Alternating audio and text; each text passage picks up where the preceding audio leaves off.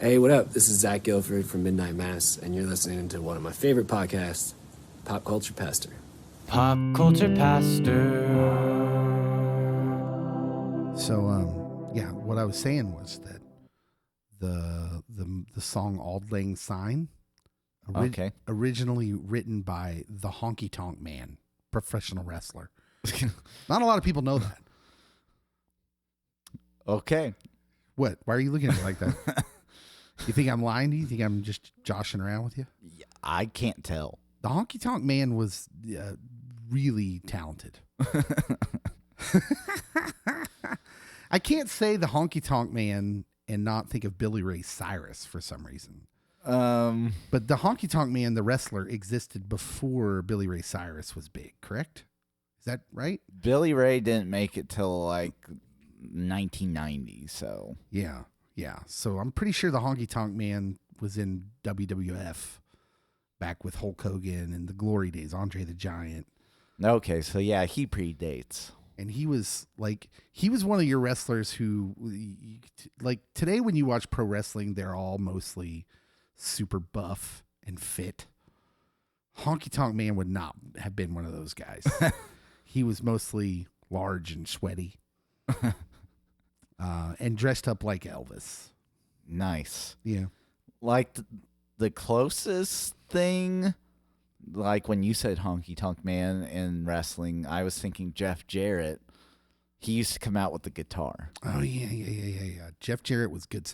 It's weird because Jeff Jarrett, so I recently rewatched some WCW, late 90s WCW. And when Jeff Jarrett comes into the WCW, he's got like this long hair, and he's sort of like, I guess the best way to describe him was he was sort of, what's the word when you're not a gender?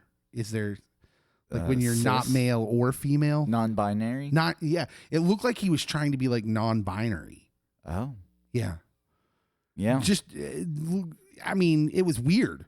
Because he would dress up in really like what I would call girly attire for professional wrestling anyways, which as you can imagine is very masculine. Especially in the early 90s. And his hair was like super styled and like looked pretty. He had pretty hair. And then he would talk like Jeff Jarrett, you know. It was he was just an interesting character, and it like you could tell they just didn't know what to do with his character. And then when he reinvented himself, came out in the NWO, one of those versions of the NWO with the guitar, and that was his shtick. Yeah. He would like bash this obviously guitar made out of balsa wood over someone's head, and it would shatter. It would shatter into a billion pieces. I feel bad for the people that had to clean up after that. And so it was just a good decision by Jeff Jarrett or the wrestling writers or whoever was in charge. I can't believe we're sitting here talking about Jeff Jarrett and late 90s wrestling, but here we are. You're welcome. You are welcome. This is, in case you're wondering, Pop Culture Pastor. Yeah, not the wrestling pastor. That's a different thing. Yeah, that's a different thing, although they're highly entertaining as well. Pop Culture Pastor. This is the podcast. Dave and Cody here with you. My name's Dave. That's Cody. Yep. And we're so thankful that you're here. You're listening to us. If you think about it, could you do us a favor before we get started here and really share us? Mm-hmm. If you like our podcast, copy the link to one of our, wherever you're listening to us, share it on your social media, and then give us a good review. If you're a fan, it would really help the metric, or how, like how when people search, maybe it would get us higher on the search thing. Yeah. Because we think that there's some people out here who just would really like to listen to this podcast. That's what we're here for. I mean, where else are you going to get this kind of talk about Jeff Jarrett's wrestling persona from the mid-90s? Nowhere, except for like Jeff Jarrett's personal podcast, probably. Okay, so let's just start with the news we have for this week. We're back to kind of our normal podcast schedule here, after having several bonus episodes and a Christmas episode, and we were very giving. We are. Spider-Man No Way Home crossed $1 billion at the global box office. The film studio Sony said on Sunday. We're recording this on a Tuesday, but you're probably not listening to this at least till Friday. Yeah. So it's going to be it's been about a week for you as you're listening to this since it crossed $1 billion. The film reached the milestone just 12 days after it was released. Only Avengers Endgame and Avengers Infinity War reached that mark in less time. 5 days and 11 days, respectively. So 1 day less, 1 day more than it took Avengers Infinity War for Spider-Man No Way Home during a pandemic. Spider-Man is saving movie theaters single-handedly. Yeah, like, hey, can someone go ask Martin Scorsese what he thinks? Or Ridley Scott? I'd really like to hear what they have to say. Like, do you think they're just somewhere going, yeah, you stupid? They should be writing a thank you card Right, to everyone exactly. at Marvel. Yeah. Oh, okay, Ridley, please tell us more how millennials ruined the performance of your movie. Yeah. It's not millennials. It's you. It's not us, it's you, Ridley. Like, please, his answer will be like, I'm gonna guess I'll make that Gladiator sequel with chunky Russell Crowe. It happens. Listen, no disrespect to chunky old Russell Crowe, because I love chunky Russell Crowe, but I don't need to see him as General Maximus now. No. I did hear that with the success of Spider-Man No Way Home, Warner Brothers decided with their next superhero flick, The Batman, that it's going to take 45 days before it gets to HBO Max. Yeah, I wondered if that was going to happen. It seems to make sense, especially when you have clearly people are wanting to go to movie theaters and are becoming less afraid to do so now that vaccines are out, and the variants aren't dissuading that as much as maybe people thought they were. Like, them coming out, like, you can watch the Matrix movie now on HBO Max. Like, it came out same day. No, thank you. Yeah, I haven't either. I did not watch it either. But yeah, you could if you wanted to. I'm good. Is it weird that we're both geeks and neither one of us want anything to do with that new Matrix movie? Is that weird? Are we outside the norm? I feel like there's two camps within the Matrix. You either really loved the first one, hated the next two, and don't really care if there's another one ever made, or you were just huge into all three and have probably already watched the new one. So so I have a complicated relationship with the Matrix. Okay. Here's I don't even fall into that camp. Oh, Here's wow. what I'd say. 2 and 3 are definitely trash. Yeah. Those are not good at all. And here's what I'd say about the original Matrix movie. What I would say about the original Matrix is it was an iconic idea. Mm-hmm. And the idea of the story of they were telling, it's iconic. It transcends culture in a way. Yeah. Where people will say, like, it's not unheard of. It's very common to hear someone say, yeah, we're living in the Matrix as just part of everyday life. Yeah. Like that, taking the blue pill or the red pill, which, they kind of stole that whole thing from, Alice in the Looking Glass. But neither here nor there. Yeah, the point is that really transcended culture, the idea. I would argue that the execution, the actual movie, the original Matrix, is just okay. People got excited about the idea and they translated that into thinking it was just a groundbreaking movie. I would disagree. I think it's an okay movie. Does that make sense? Okay. But the idea is epic. The idea definitely does add to my opinion of the movie. So, like, I'd have to separate the two, and I don't think upon viewing, I have done that. Yeah. So it may be completely unfair for me to separate the two. But once they said Larry Fishburne was not in the new one, I was out. Yeah. Yeah. Not that I'm a huge Lawrence Fishburne fan, but honestly, it's probably the only motivation I have to see this one is I want to know I want the explanation for that. Why his character's all of a sudden super young. And yet Keanu gets to come back, and Keanu and Carrie Ann Moss look old. yeah, They look super old. But yeah, okay. That's just, the Matrix is complicated for me. yeah. We were talking about Spider-Man No Way Home. Do we have anything else to say about it making lots of money? I'm glad. There had been a lot of talk about maybe the MCU is losing steam. I think you can see that that's nonsense. Oh, like literally the MCU is 70% of the reason I have Disney Plus. Yeah. And I think you're right. I think everyone in the movie business should really get down on their knees and thank Kevin Feige and the MCU, the Marvel film universe, because it's literally saving theaters right now.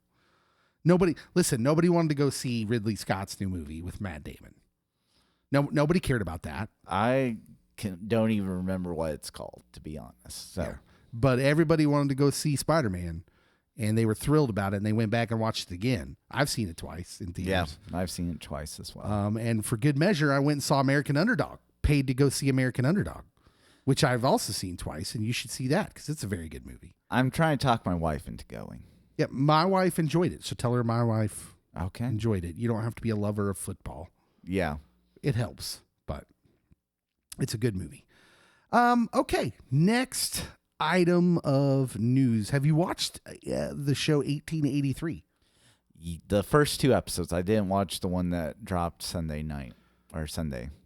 Oh, okay. Yeah, I haven't watched that one yet either. It's a prequel to Yellowstone. 1883, according to Google, follows the Dutton family as they flee poverty in Texas and embark on a journey through the Great Plains to seek a better future in Montana. Real-life couple Tim McGraw and Faith Hill stars James and Margaret Dutton, while Sam Elliot portrays Shay Brennan, a tough cowboy who has sadness in his past. He reminds me a lot of myself.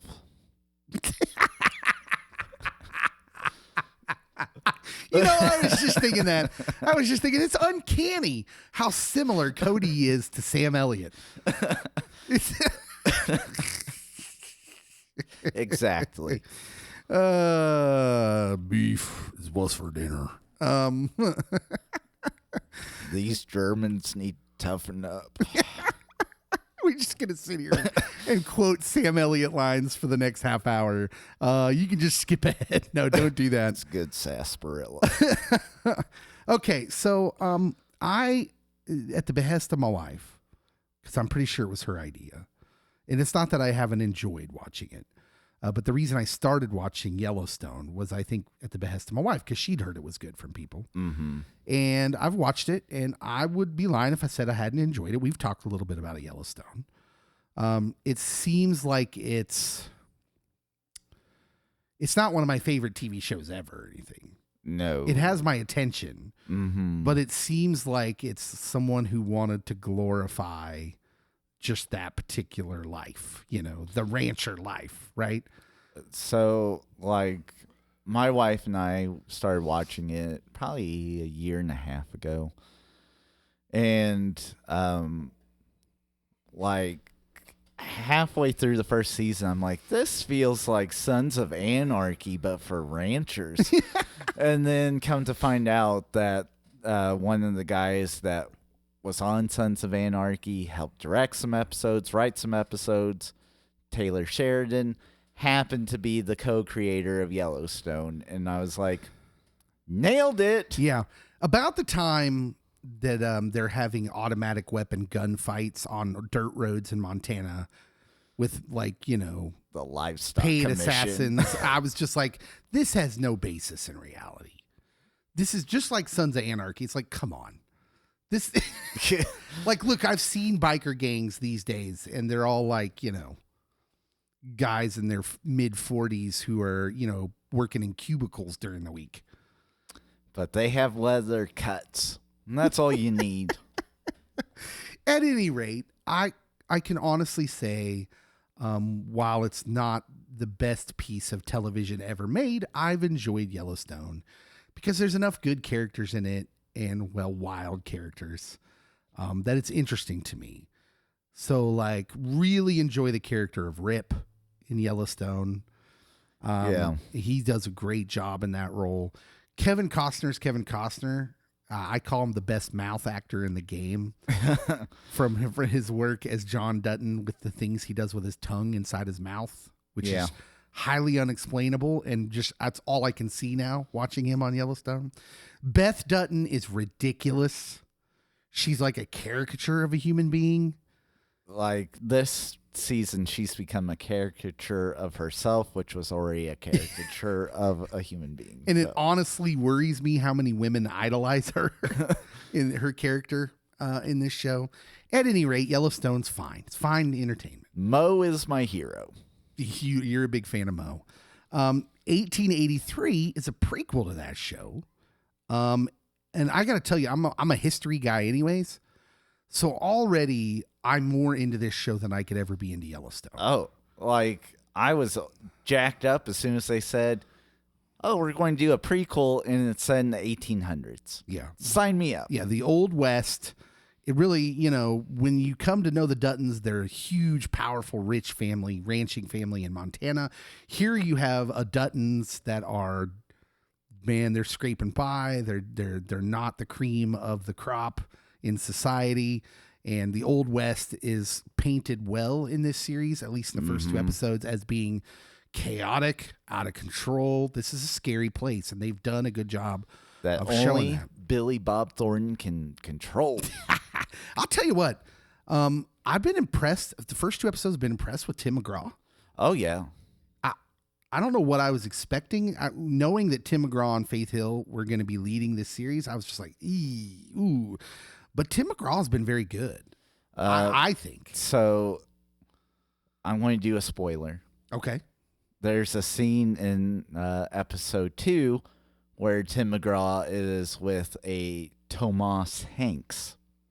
Yes, yeah. He makes a cameo as General George Meade. And, like, there's not much that's said during that scene, but it's so powerful. Mm-hmm. And, like, Tim McGraw holds his own with a Tom Hanks. Right. So Tom Hanks, General George Meade's the only one who does the talking in that scene. Yeah. But he doesn't talk much. And the last however many seconds of the scene are just him with his hand on Tim McGraw's shoulder. Mm-hmm. And you're right. The facial acting, everything in that scene was amazing. I've been really impressed with Tim McGraw. I didn't realize he was so jacked. Yeah. He got buff, huh? He did. Faith Hill, on the other hand, she's a little Faith Hilly. Yeah. Here's what I love about in regards to Faith Hill on 1883. What I find hilarious is that she's in her mid-50s, and they old her up to look probably what is a younger person in this show, right? Yeah. How old do you think her character is supposed to be in the show? Like mid-40s? Yeah. And yet they have to put like this facial prosthetic on her because she's Faith Hill. She looks really good for 55. Like her character, I don't know yet. Like, jury's still out, but like when they're on the train and the one lady has to like control or take the reins over her Faith Hill's daughter and slaps her, and I'm like, oh snap, Faith, what are you doing? Yeah, there's some slapping going on in this show. Child Protective Services were not a thing. Yeah. As you said, Billy Bob Thornton's in it. He makes an appearance in the second episode. Yeah. And he's awesome.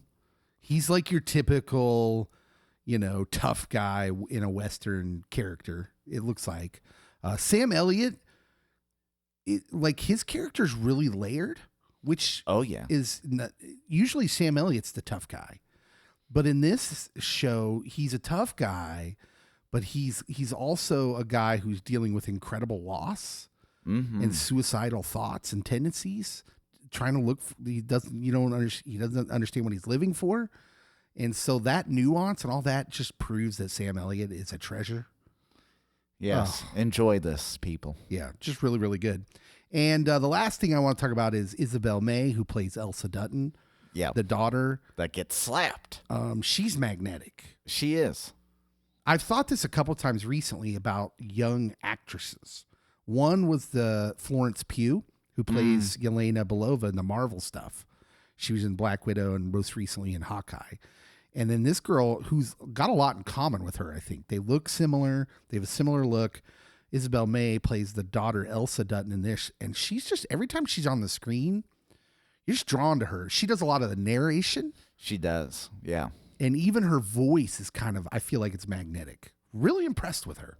Never heard of her before. I didn't know who she was. Well, like in the initial trailer, they said introducing. So, like, I assume this is her big role. So, well, I think she's got a great future. Overall, I think I'm going to enjoy this show much more than Yellowstone. Oh, yeah. And I'm excited for it. I've been missing a good Western since Deadwood. Oh, yeah.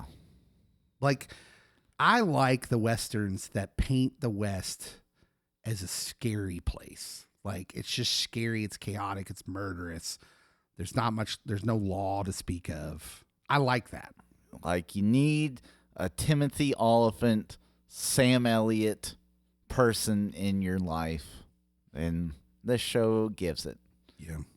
Now, if they could bring in Timothy Oliphant at some point, like, as a it'll rule, be an instant classic, and I will own every season of it. As a rule, if you're doing anything that alludes to or is a Western, you should bring in Timothy Oliphant. Pretty much, I'm going to just say it. He makes Mandalorian season 2. Forget Luke's appearance. Oh, yeah. Timothy Oliphant in the Mandalorian season 2 is just fantastic. And he should just be in all Western type genre things. Because, like, Justified was kind of a modern one, but it was set in the Appalachian Mountains. Yeah. Well, he's great to bring in. So, like, Mandalorian's science fiction, obviously, but clearly Mandalorian's made like if you watch the end credits and listen to that music, it's clearly made to be a Western genre type show. And so putting him in your genre subgenre, your Western subgenre flick or show just brings that Western subgenre in much, much more. Oh, yeah. Yeah. Make it happen, people. Raylan Givens. Justified was a great show. Oh, my goodness. I loved it. Loved it. Good stuff. We're all over the place. We're just talking about everybody. Let's talk about this article that was in Yahoo News Insider, written by Esme Mazzeo. Now, I don't know if we get anything about who Esme Mazzeo is, because I feel like we should know something about this person. Actually, it was written for the Insider. I said that, right? Yeah. And because I feel like we need to know something about this writer. This is, listen, this is going to, again, be, we talk a lot about woke culture invading pop culture. So is the entertainment TV fellow at Insider. She likes her cats and loves to meditate. Okay. All right. Here's the opening paragraph of what she says. Elf became a modern holiday classic almost instantly after it premiered in 2003. But almost 20 years later, it still baffles me how offensive it is to cognitively disabled adults. It stars Will Ferrell as Buddy, a man raised as an elf in the North Pole and ignorant of the human way of life. When he accidentally overhears that he's human, he goes to New York, blah, blah, blah. I couldn't sit through Elf. She finally gets to, I couldn't sit through Elf for more than 10 minutes without feeling offended. After forcing myself to sit through the whole film, I'm even more confident that purposefully or not, Elf makes fun of cognitively disabled adults through Buddy. Thoughts? I'm going to disagree with her. I'm going to be respectful, though. Okay. Because, like, Elf isn't the hill I'm dying on. But I'm totally willing to die on this hill because she's straight wrong. Like, for me, I think that you could say Elf is a commentary on the way the typical society views people that are a little bit different. Now, whether it is because there is a cognitive disability or because they are just different. Yeah. Like, you can say, oh, like, how dare those people react with disgust or disdain towards Buddy the elf? Or, like, you can go to Will Ferrell's character in Step Brothers, because they're kind of the same character. They're emotionally stunted grown men. Yeah. But listen to what you just said. They're emotionally stunted, immature. Mm-hmm. That's Will Ferrell's wheelhouse is playing an emotionally stunted, immature man, a man-child. Have you met men? I have. Yeah, there's tons of those running around out there. There are. They're not, like, listen, the whole premise of her argument is based on this stretch that Buddy the elf is cognitively disabled, which I would argue vehemently against. No, he's not. Mm-hmm. He's not raised in our culture. He's a foreigner. Yeah. You're assuming because someone doesn't get our culture, they're cognitively disabled? What's that? Well, if you're looking for a bone to pick, I guess this was where she settled with it. I mean, yeah, clearly she wanted to. You have to want to be offended to make that stretch. He's literally like, look, the worst thing about this movie that I could come up with when I was thinking about this was I'd be more mad at the elves for trying to raise a human. It's their fault. There's nothing wrong with Buddy. Cultural appropriation. Yeah, they raised him in elf culture. Assimilation. They raised him in elf culture and then just let him go to New York City. Yeah, try a small town in Kansas first. Yeah. Before you send him into the wolves. Never send someone directly to New York. Like, what? Yeah, Buddy the elf. This movie does not make fun of cognitively disabled people. There's actually nothing in this movie about cognitively disabled people. Yeah. Buddy the elf is a story about a perfectly normal human being who's been raised outside of his culture and is therefore naive and probably emotionally stunted because he lives at the North Pole. Now, if you go as someone that grew up in the Midwest and you go to New York City, like, the culture difference is still, like, stark. Yeah. Like, just crossing the street is 9 day different than it is in the middle of nowhere, Kansas versus New York. Like, they don't wait, they just go. And then the taxis are just going through the crosswalk. And to that end, I would posit that this writer, Esme Mazzeo, probably thinks that most of us in this area of the country are cognitively disabled human beings. That's probably her opinion of us. Even though when I was in New York City, I had to tell people that Kansas was in fact a state and not a city that was in another state. Yeah. Because I got asked several times, oh, what state is Kansas in? So, calm down, Esme. Yeah, I'm like, this again, I don't know why she went with, like, this is the Christmas movie I'm going to call out. Because, like, I could call out several things with Rudolph the Red-Nosed Reindeer. Like, holy cow, like, Santa is mean and hateful for reindeer that aren't like other reindeer. Like, you can make some arguments there. But, like, with this movie and that line of, like, argument and thought, no, that it doesn't stand up. Yeah, that's sort of a bonkers claim. That's just out there. That's such a far stretch to make. That, I mean, everything's built on the premise that Buddy the elf is cognitively disabled. Yeah. Which I would say, like, he works on rocket boosters. Are you serious? And again, like, I'm not even a fan of the movie, and you're making me take this stance, Esme. I don't know what's wrong with you. Why are you not a fan of that movie? It's a great film. It's hilarious. I don't know. Like, Zoe Deschanel really doesn't do much in it. Like, she's just there.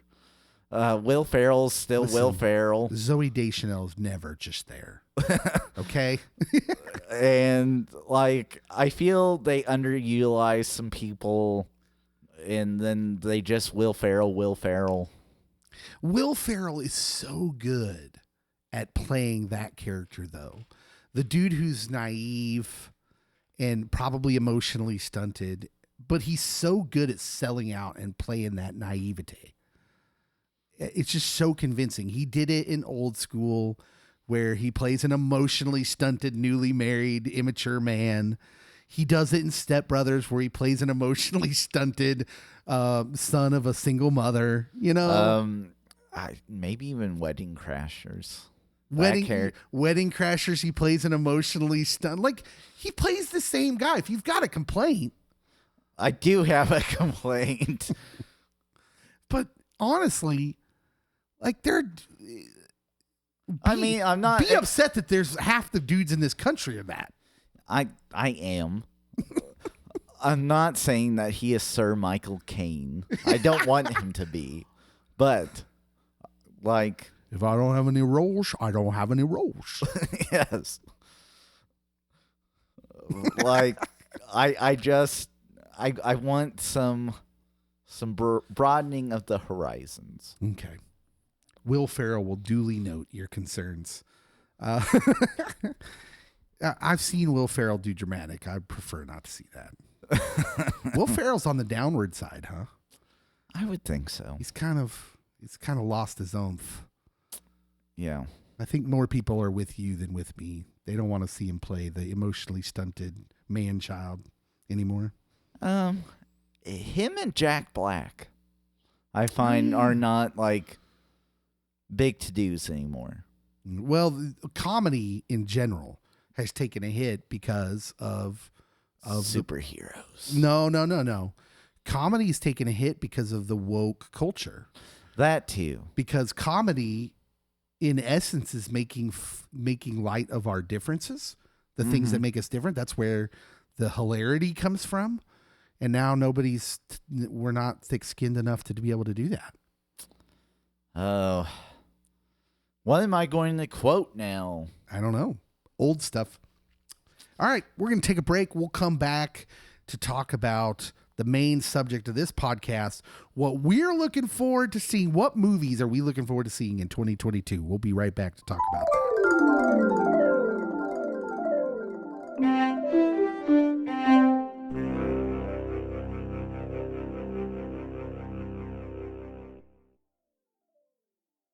Okay, welcome back. Part 2 here of our podcast.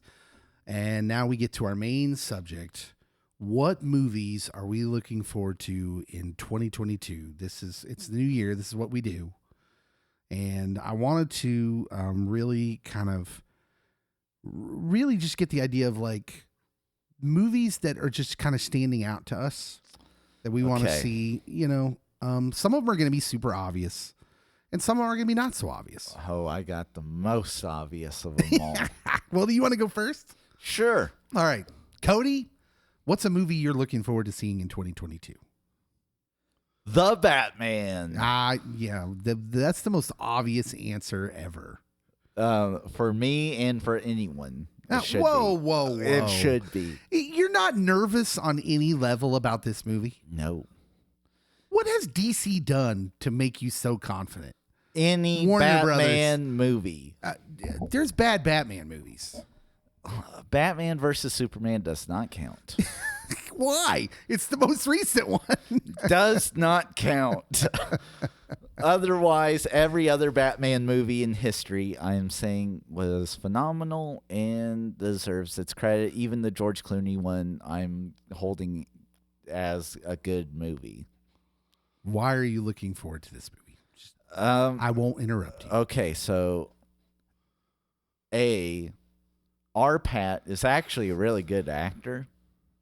Like, I know Twilight left a terrible taste in my mouth for like a decade, but I have moved on from it and have acknowledged he does really good in the movies he's in. Mm-hmm. So, like, Twilight just must have been the worst script ever in the history of movies. And just think about it. I mean, quite literally, a 200-year-old vampire is hanging out at a high school. There should be some red flags. That's on you people that read the books and watched the movies. Anyway, and then you have, like, the Penguins in it. My favorite underrated villain in the Batman mythos, if you will. The Riddler's in it. And then you have Zoe Kravitz as Catwoman. Yeah. And this trailer that just dropped, there's a lot of interaction between Batman and Catwoman. And Yeah. I mean, they have Andy. Is his name Andy? That's playing Alfred. Oh, Andy Serkis. Yeah. Andy Serkis. Who played Gollum. He was the body actor for the. Yes. Yeah. And Planet of the Apes and even Black Panther, he was in it. So. Yeah. There's a tremendous cast. There's some good things. Okay. There is. Are you ready for my thoughts? A good director with it. I think it'll be great. Is it my turn? Yes. All those thoughts are great. Now let's let everyone hear what I have to say. That's what I'm saying. No, I'm just kidding. It's not like I don't think it has potential and promise. Like Andy Serkis is great, in my opinion. I think he's wonderful. I think you do have a great cast. Zoe Kravitz, come on. I'll go through my concerns one at a time here. And I'm going to bounce out of the new trailer. As we're recording this, new trailer came out yesterday or 2 days ago. And Robert Pattinson may be a great actor. I don't know. I don't know that I have enough of his filmography in my head to make that distinction. I'll say this. He looks too sickly to be Bruce Wayne. I mean, he looks like he just came out of the Broadway production of Philadelphia. I'm sorry. He looks sickly. He doesn't look well. Well, if this is early on Batman, but he's established, I mean, he's starting to develop those bad habits. I mean, he looks like Matthew McConaughey in the Dallas Buyers Club. That he's fighting crime too much, not getting enough sleep, which I think they mentioned in one of the trailers. That when do you sleep? He looks like Christian Bale in The Machinist. Ewy. No, he doesn't look that bad. He doesn't. I'm just kidding around. He doesn't look that bad. But he doesn't look. He doesn't look like your stereotypical Batman. Yeah. He, like, the whole point of Batman, Bruce Wayne, is he's got to train his body into something because he doesn't have powers. Like, and Pattinson looks like, I feel like I could take him. I would have never said that about Christian Bale. I'd be like, no, that dude's whooping me. I feel like if I had a good element of surprise, I could take our Pat. I don't know. The first trailer that came out when they introduced him as Batman, he was doing some BA moves. He's a bad man, Majama. Yeah, with the suit on, he looks fine. But yeah, those scenes where he's Bruce Wayne and he's got like the goth, like comb over thing, and he just looks so tiny. That's problem number one for me. Okay. I'm hopeful that he makes me forget about that in the movie with his just breadth of acting. Okay. Number two, the Catwoman. Yep. All the little jokes in the trailer, the second trailer. Yeah, we've seen this. Like this. Oh, she has lots of cats. Ha ha ha ha. Like, yeah, we've seen this. It's basically Michelle Pfeiffer's Catwoman, but without the goofy suit and a different actress 20 years later. Maybe a better actress. Oh, maybe. Yeah, I think you can make that. Zoe Kravitz is wonderful. But already seeing the trailer, I'm like, oh, you didn't give her anything to do, though. It's the same old junk. Let the movie talk for itself. I'm willing to hey, if it comes out and I was wrong, I'll admit I was wrong. But trailer number 2, not a good look for the Catwoman. I'm sorry. That I cringed all the way through that. Number 3 was in my head a minute ago. Did it have to do with the Riddler? The Riddler looks wonderful. Okay. Okay, so it's an imaginative take on the Riddler. He seems menacing while not being like a super powered menace. Yeah. Like, and there's these little. I'm not familiar with the comics lore of the Riddler enough. Edward Enigma. But there's an implication in the trailer that him and this Bruce Wayne are tied together somehow. Yeah. Which I'm not sure that's a comic thing, but I'm here for it. I'll have to go back. I like something interesting, something new. You know, I'm okay with that. And so that, like, I have to say the Riddler, played by Paul Dano, who's unrecognizable in most of the trailer, that actually looks really, really good. I'm also here for, I said I was here for Alfred, played by Andy Serkis. Also here for Morgan, Jeffrey Morgan, playing Commissioner Gordon. Yeah. You're right. The cast is great. Colin Farrell as the Penguin. Cast is great. There's just these little things in the trailer where I'm like, oh, man. And gritty Batman. Gritty Batman. I'm just like, you know, I know Pastor Derwin Gray spoke his mind on Twitter yesterday, and he declined our offer to come on the podcast. Derwin, we love you anyways. We do. But Pastor Gray's like, he prefers the gritty DCEU over Marvel, apparently. I think that's what he was alleging.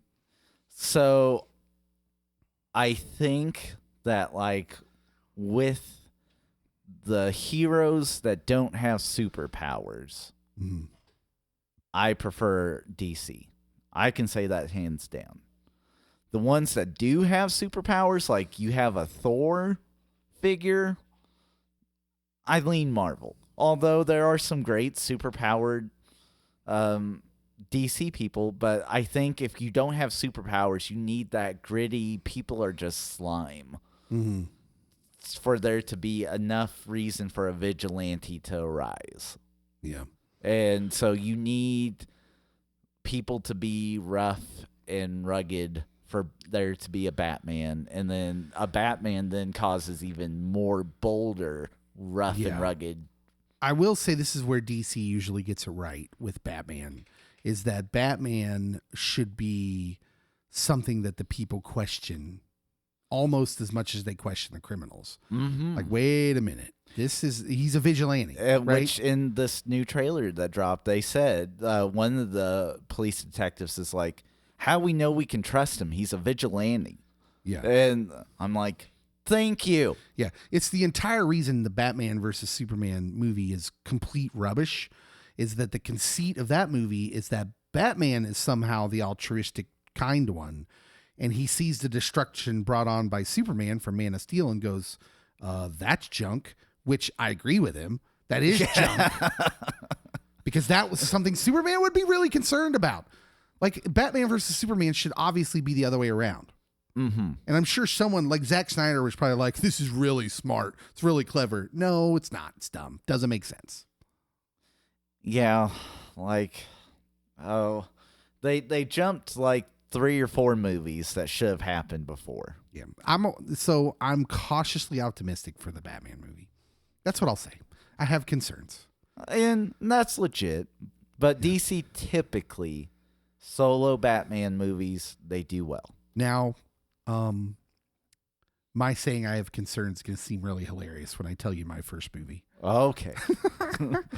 The first movie I am greatly looking forward to in 2022 is Top Gun Maverick, starring Thomas Cruise. Pete Maverick Mitchell keeps pushing the envelope after years of service as one of the Navy's top aviators. He must soon confront the past while training a new squad of graduates for a dangerous mission that demands the ultimate sacrifice, including Miles Teller, who will be playing Goose, his old wingman's son, who's now a pilot himself. Val Kilmer also going to make an appearance as the Iceman. Be still my heart. Yeah, I know you'd love that part. But yeah, let me just tell you, granted, this is going to be cheese. This is going to be straight cheese. But I'm here for 80s style cheese. I love the original Top Gun. It's not like I watch it over and over again, but it's just like, it is so perfectly this 80s piece of 80s nostalgia pie that's sweet and filling. Like, and fulfilling. It's just so, if you watch Top Gun, I feel like you can get an idea of where the culture was at in the original.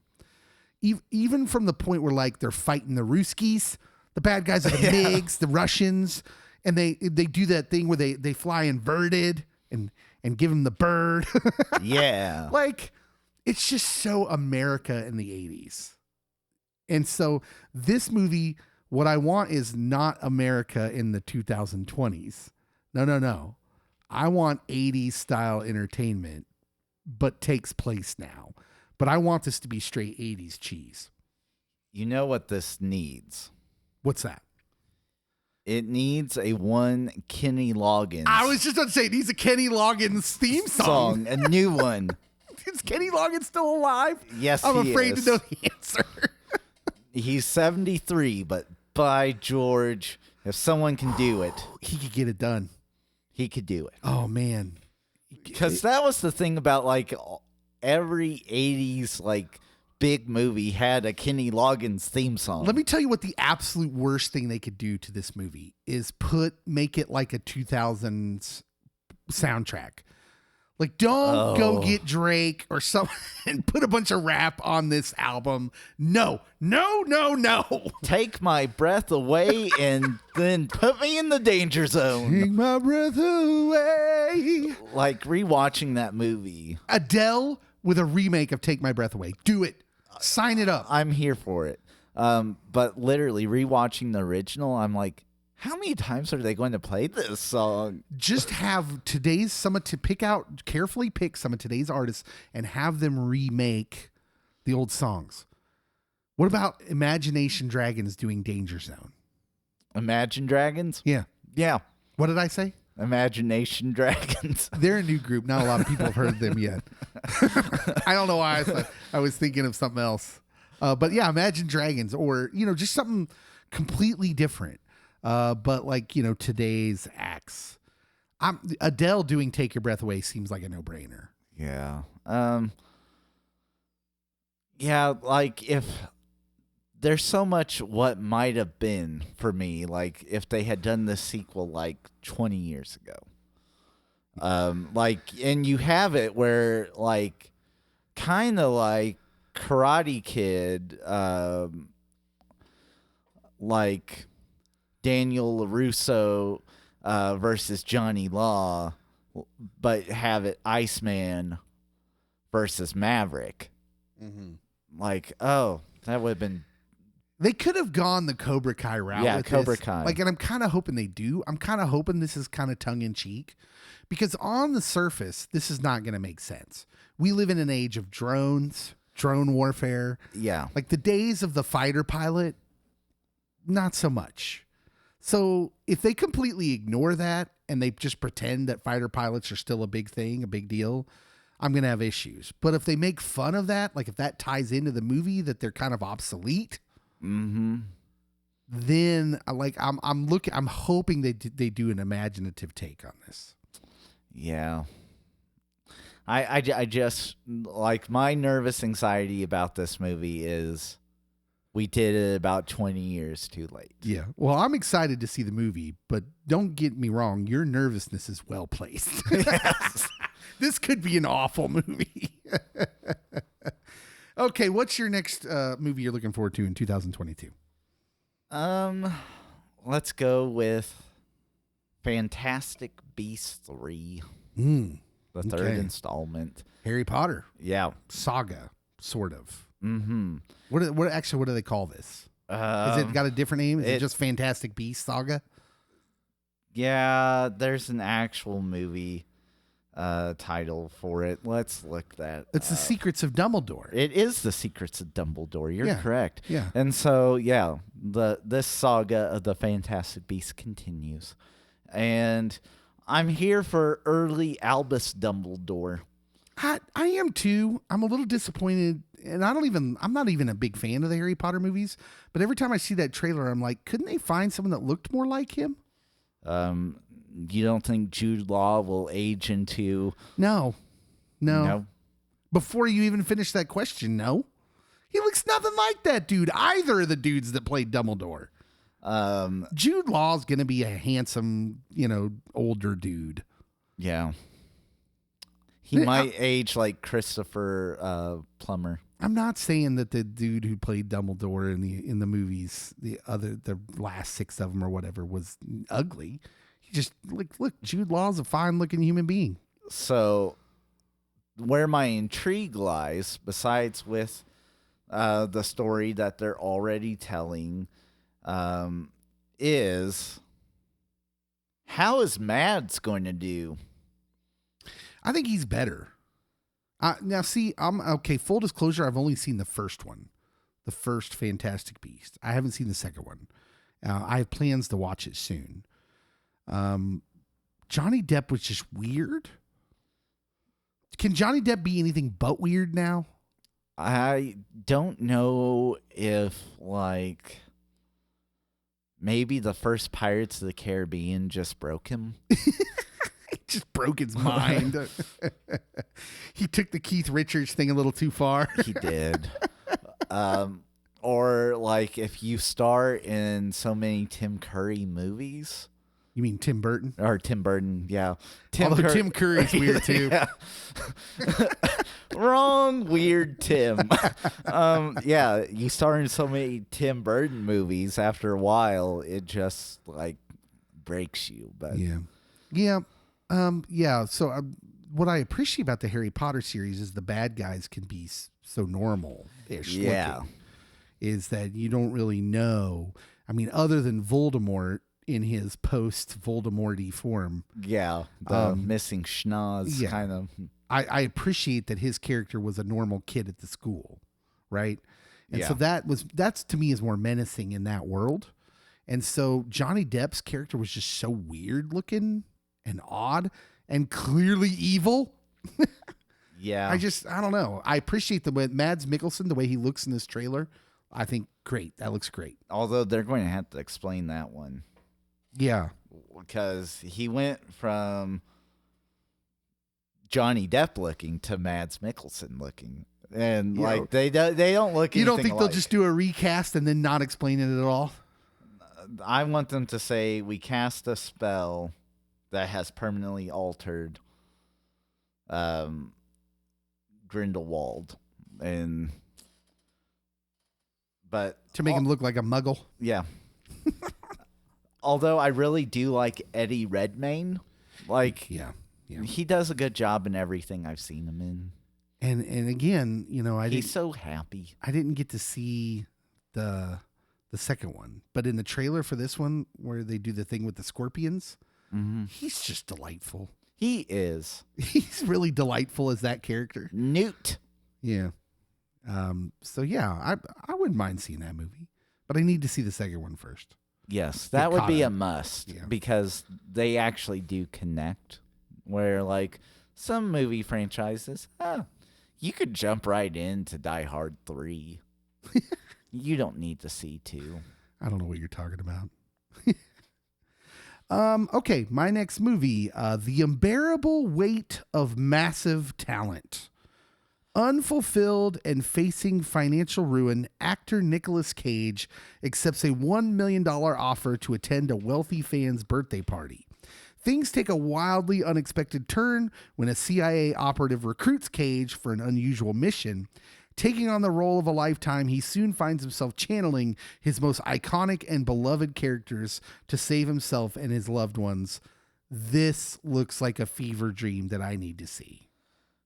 So, if we were to rewind just a podcast or two ago, there was so much Nick Cage slander.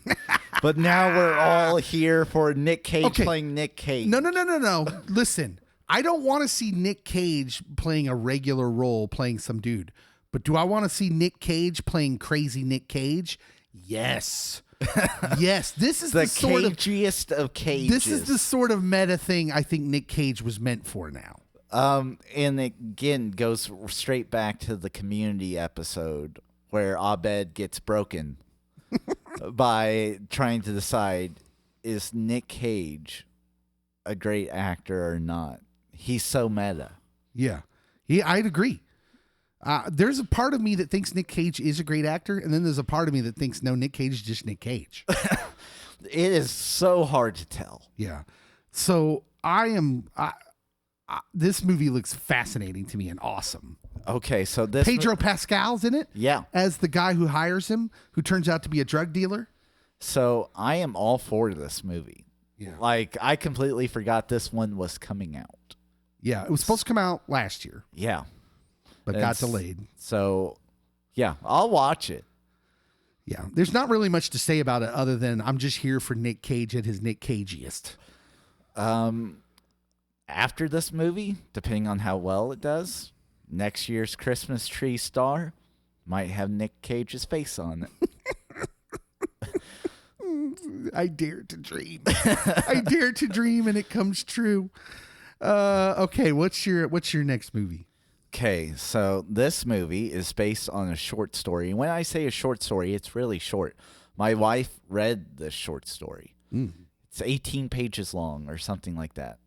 How you make a movie that is going to be an hour and 42 minutes long, I don't know.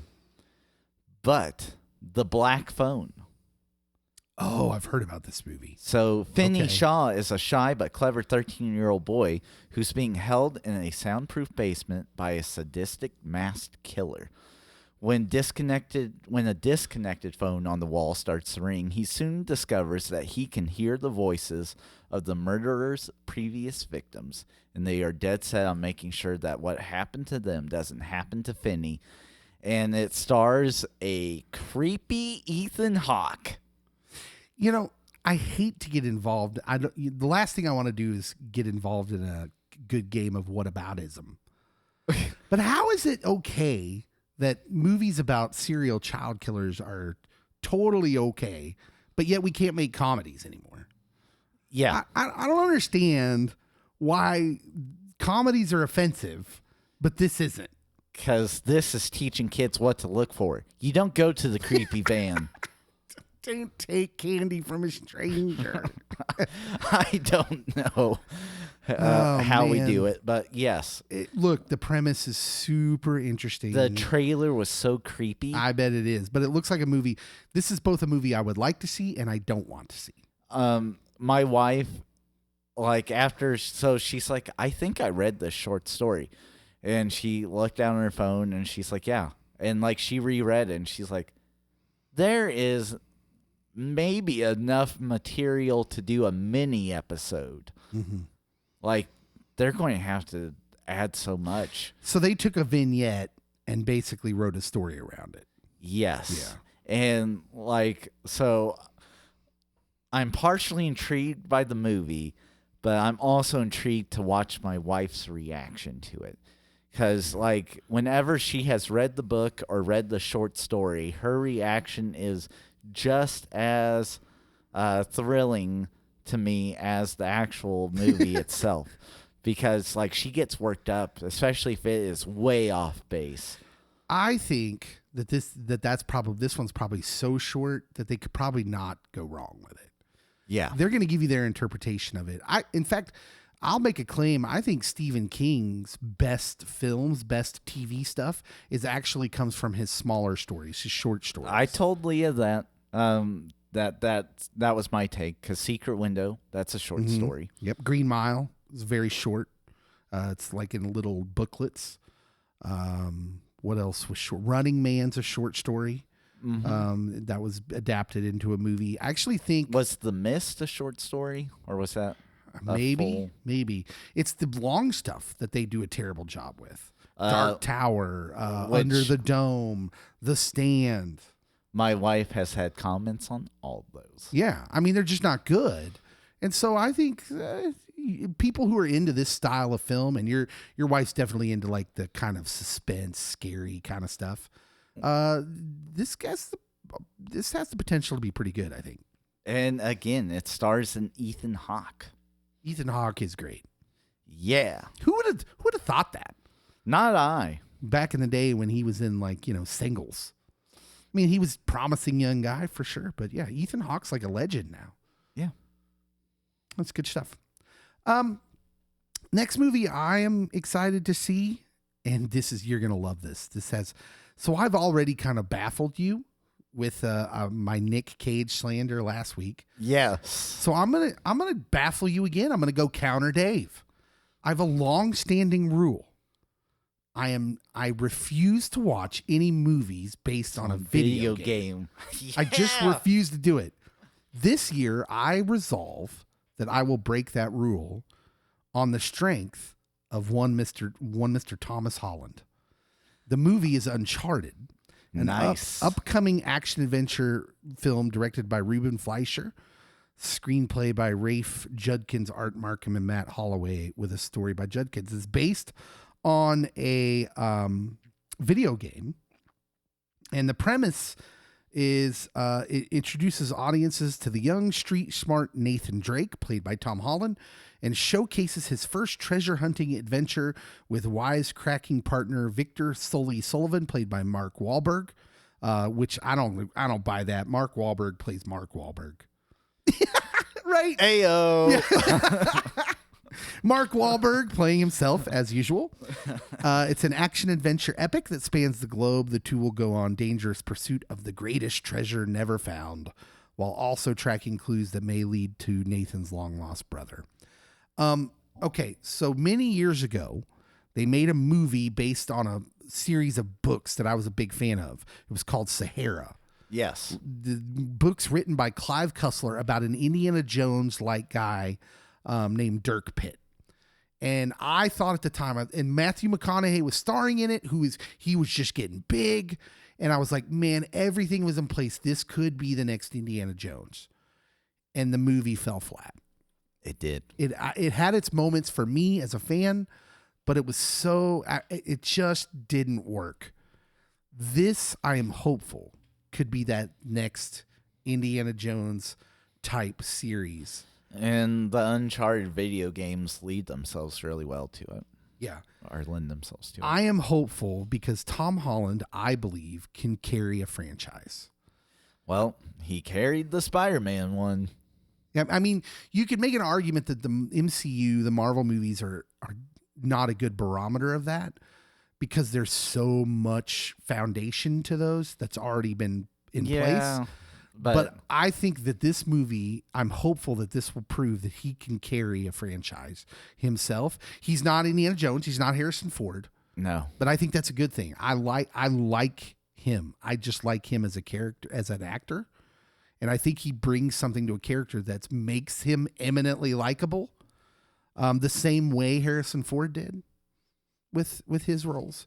And so I am cautiously optimistic that this could be good. Even though Mark Wahlberg's in it. Poor Mark Wahlberg. I will say the trailer, I was not annoyed by Mark Wahlberg in the trailer. He does what he needs to do. I was going to say, I think action films is where he's probably at his best. Yeah. If you need him to lend some emotional depth and to carry a movie like, what was the M. Night movie he was in? The Happening. He was the wrong guy for it. Yeah. Already in the trailer, they're asking him to be like a suave and debonair kind of dude, and it's already comes off as being more Marky and Wahlbergy. Yeah. So it's not looking good, but we'll go with it. Hopefully there's enough Tom Holland to counteract. I know. And maybe another good positive, I know nothing about the video games. Nothing. Well, that helps. So I might be okay. After watching this, you might want to play the video games. Who knows? Doubtful. I'm just not as into video games as I used to be. What about you, Cody? What's another movie you're looking forward to?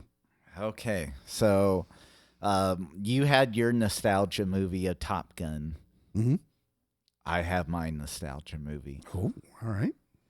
Jurassic World Dominion. Okay. So, growing up, huge Jurassic Park fan. And then they rebooted the series with Jurassic World. And now it has come full circle.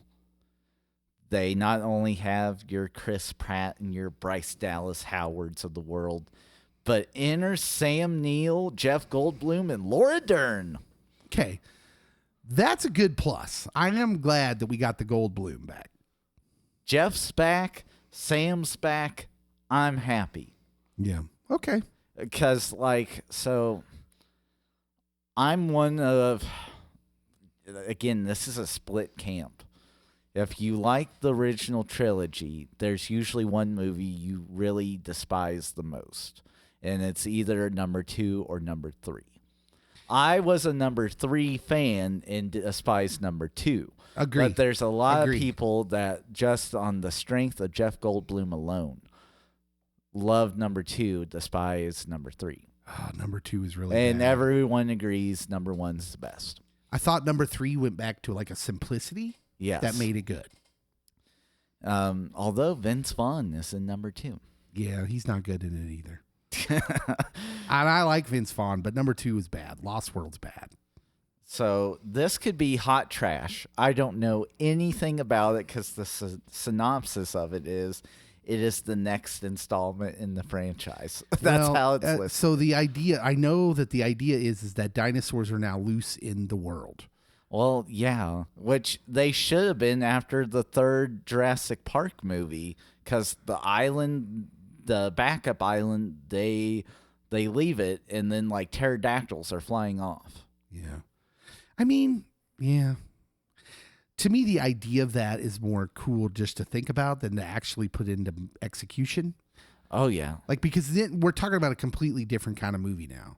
Whereas the original Jurassic Park is a story about a theme park going off the rails, right? Yes. The theme park trying to kill you story. The idea, it's cool when they're, flying away and they see the pterodactyls flying away at the end of that. You're like, oh, that's something to ponder.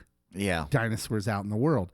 However, the practice of it, now you're making a movie. This movie's going to be like almost horror-y, right? I mean, how could it not be? Oh, that makes it like more a Godzilla. Fun. It's going to be like a Godzilla movie, right? Sci-fi action. Yeah.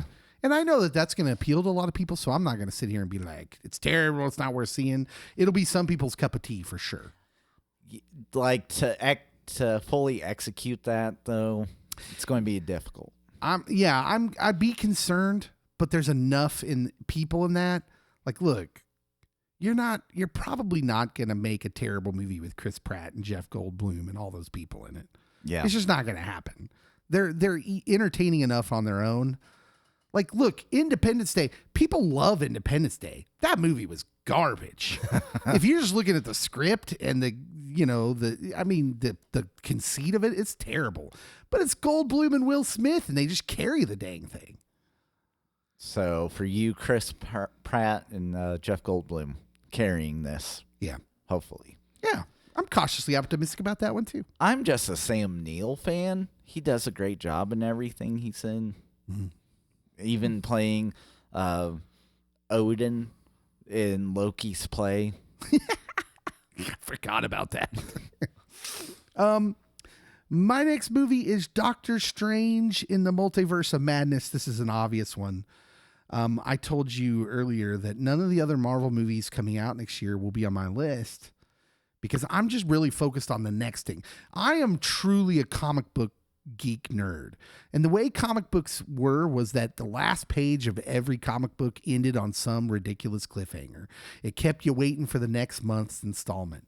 And the crossovers were the same way. There was always something in like one comic book that would leave you like, oh, next week when this other comic book comes out, I got to get that one. And that's what I love about what they've done with the MCU is it just creates a hunger for the next MCU thing. Yeah.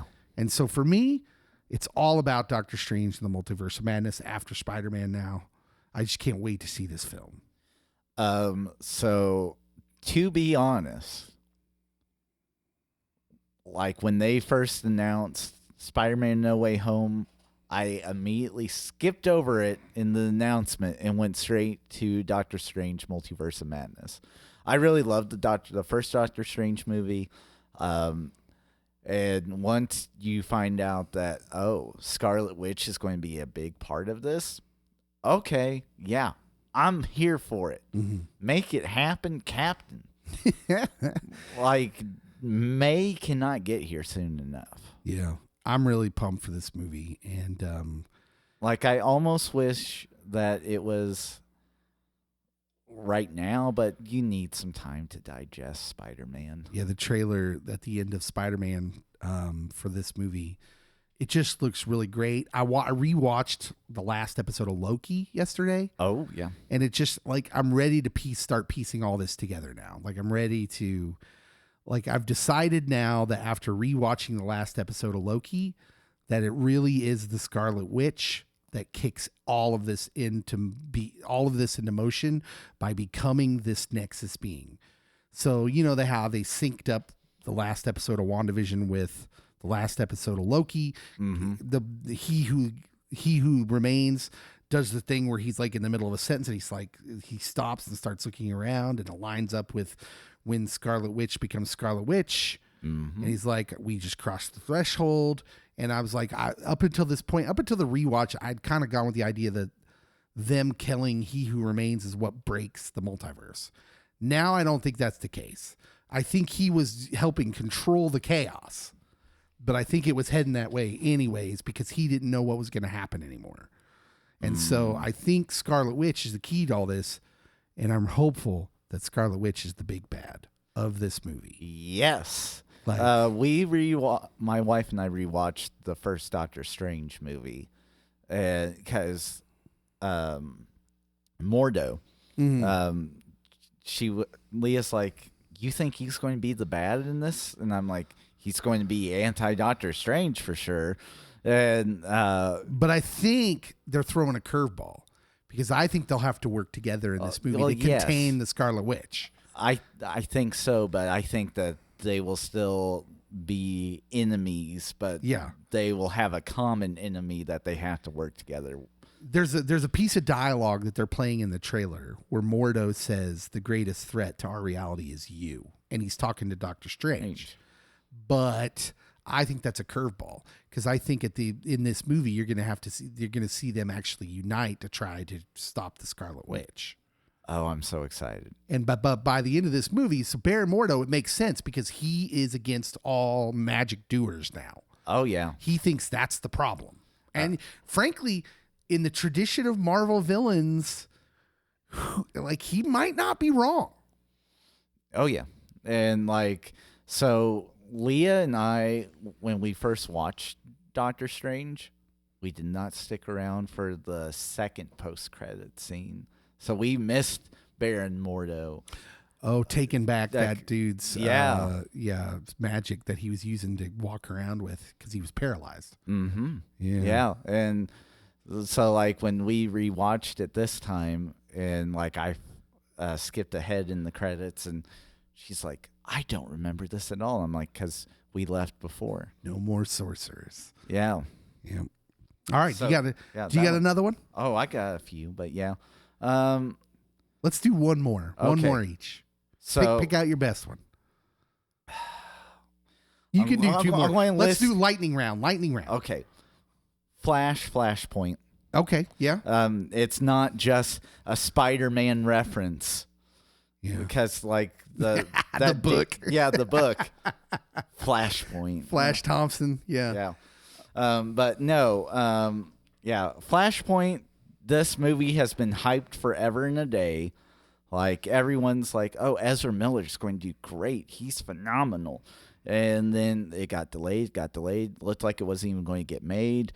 And now it finally is upon us. I think November is when they're going to launch Flashpoint. And we get to see Michael Keaton. He's back. Yeah. Hey, listen. I'm usually grumbling when it comes to the DCEU, but I'm hopeful. This movie makes me hopeful. I think this could be good if they write it in the right way. Make the Flash lighthearted. Don't make him super. Don't do that thing you do where you make all your heroes. He doesn't need to be dark. Yeah, dark. Don't do that with him. But yeah, I'm hopeful. Yeah. I think it could be good. Lightning round, Cyrano. There's a movie called Cyrano with Peter Dinklage from Game of Thrones. Cyrano de Bergerac dazzles everyone with his ferocious wordplay and brilliant swordplay. However, he's convinced his appearance renders him unworthy of the affections of the luminous Roxanne, a devoted friend who's in love with someone else. So there was a movie called Roxanne back in the 80s starring Steve Martin. Yes. Where he had a ginormous nose. Mm-hmm. And that's closer to the actual story where this comes from, the Cyrano de Bergerac story. And he is Cyrano in that movie, and he teaches someone who is better looking, more culturally acceptable, to write. He basically writes poetry for him to give to this girl that they both like. Yeah. And so the concept here is that Peter Dinklage, who's a little person, is now they're doing something even more where he's differently able, different looking than your standard male, but he's going to be this perfect man in the words he says and in his sword fighting, but he doesn't look the part, right?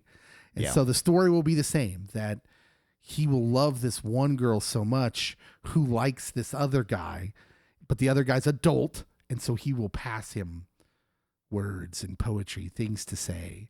It's a great concept. Classic story. It is. And I'm looking forward to it because I love Peter Dinklage. I completely forgot about the movie Roxanne.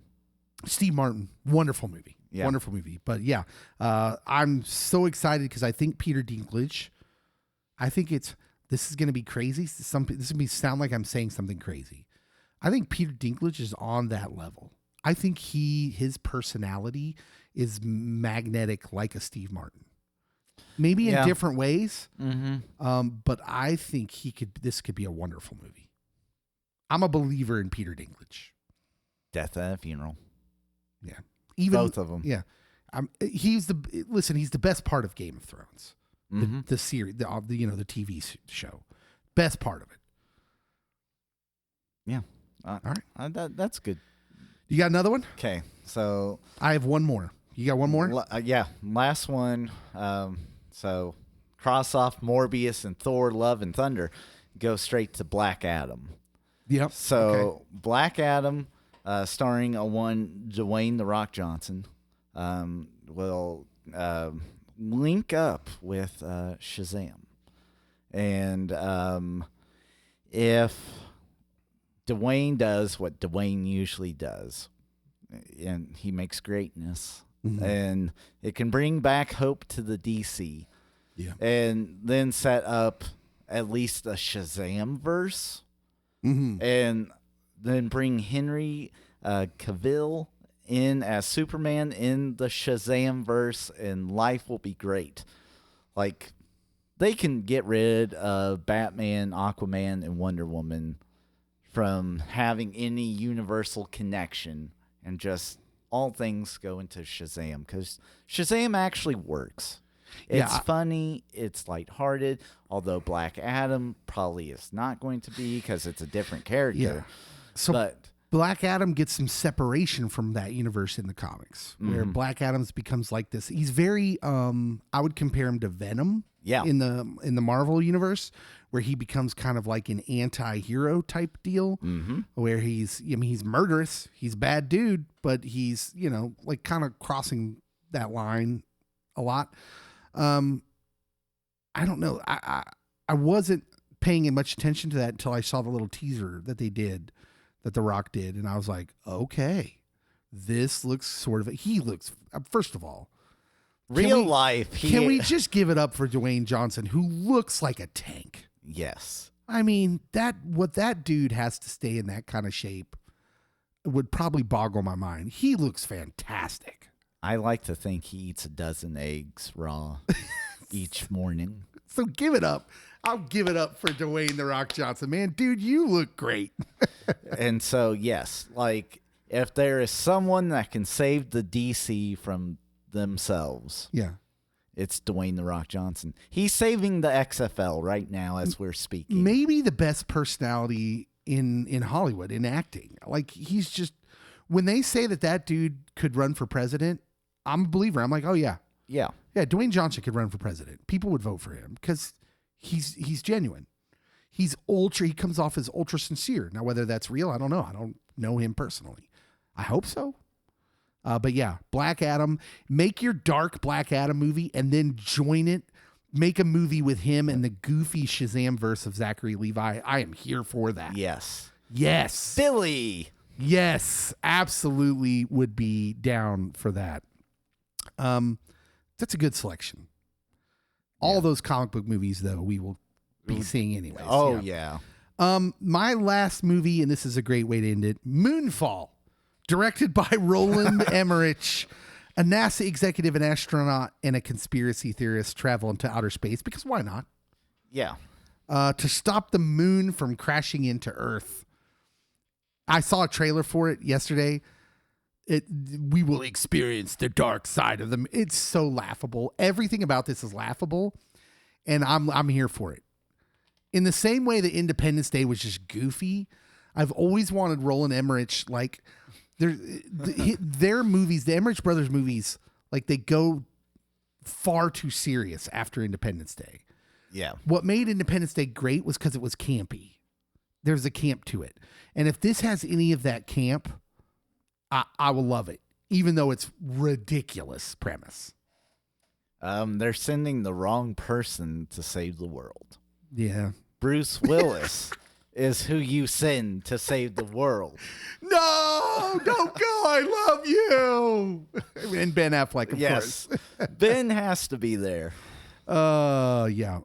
Listen. Liv Tyler's crying somewhere right now. There's not much I have to say about it other than it looks insanely ridiculous. Utter drivel, and I can't wait to see it.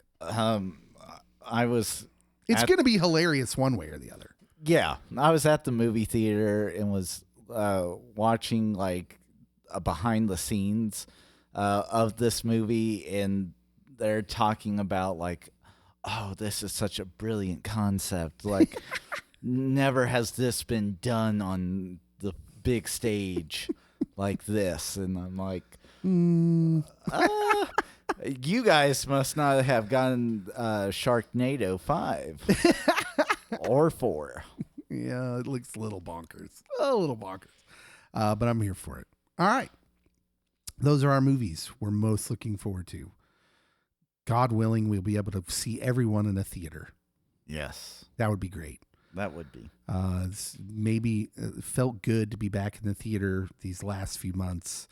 And we just praying and hoping that COVID will just kind of run its course a little. Yeah. Just stop.